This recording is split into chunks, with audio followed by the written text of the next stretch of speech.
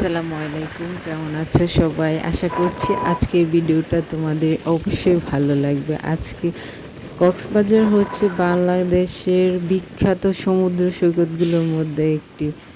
এর তো বিশাল সমুদ্র, ১২০ কিলোমিটার লম্বা।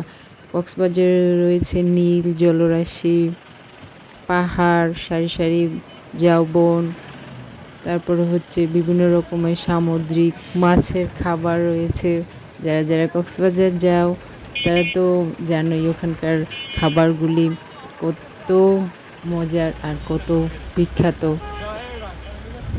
তারপরে হচ্ছে ঘোরার মতো জায়গাগুলির মধ্যে রয়েছে বিভিন্ন বার্মিস মার্কেট, তারপরে লাবণী পয়েন্ট, কলাতলি বিচ।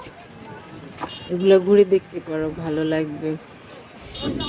আর হচ্ছে কাছাকাছি হিমছড়ি ঝর্ণাও রয়েছে, ওই ঝর্ণায় যেতে পারো, ঘোরার মতো জায়গা। মহেশখালী দ্বীপ আছে।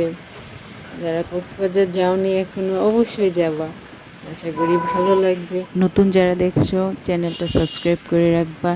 আর সূর্যোদয় সূর্যাস্তের কথা তো বলতে ভুলেই গেছি। সাগর পাড়ে থেকে সূর্যোদয় দেখা, সূর্যাস্ত দেখা কি যে অপরূপ দৃশ্য, না দেখলে বোঝা যায়।